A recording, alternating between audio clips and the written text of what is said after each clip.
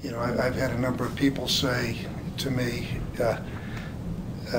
you should have pushed this harder earlier, and I almost don't get it, because I came down here, and from the day I showed up in Washington, I looked at that problem.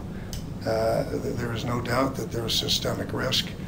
There were two camps, you know, one trying to drive the other in the Potomac, you know, there was this very strong warfare, and each one saying they're right and nothing being done, and so the idea of working hard to get a regulator in place with powers to address some of these systemic issues is important, and I believe that when we do, you know, now no one will be able to argue that there's no systemic risk.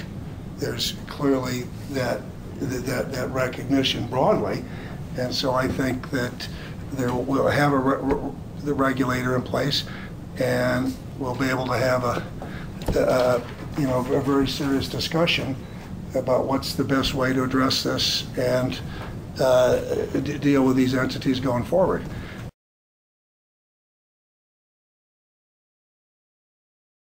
You know, the question is, how far do you believe real estate prices are going to correct? I don't believe that the government, much you can do or should try to do to stop or impede the correction, because the fastest we get the biggest part of this behind us, the better we're all going to be. And I've watched other systems, you know, watched the Germans, the Japanese, and others, you know, do something that prolongs it.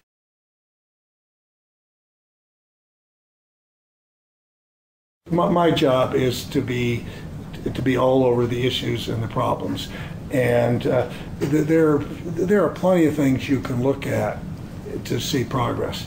But I mean what I say when I say I don't see it coming in a straight line. Okay, and do I expect there to be more bumps in the road? Of course.